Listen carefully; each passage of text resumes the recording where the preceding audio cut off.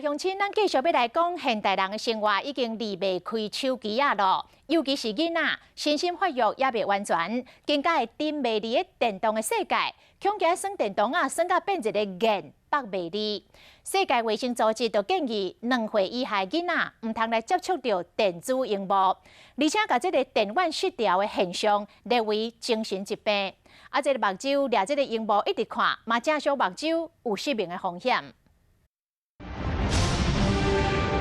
拍电动真好耍，3个小时耍阁无要紧，要么你若耍到有瘾，就变成病啊！世界卫生组织伫新版的国际疾病分类标准内面，将电动失调现象列为精神疾病。拍电动接触电子产品啊，久过会伤到目睭，引起失明的风险。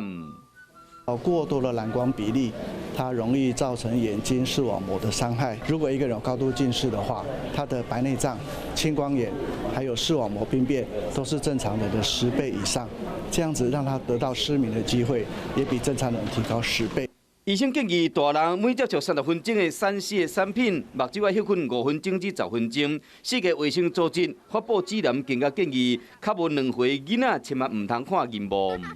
当然是国安问题啊！你有那么多的人，视力那么差，政府已经在努力了，但是民间的产业啊，如果也能够针对这个来做社会的一个公益回馈。 近时变成各国重要议题，国际间已经提出真侪幼儿手机的使用规范，像法国总统马克宏、中国领导人习近平，嘛拢直接下令爱管理，免怎保护目睭是大家爱重视的问题。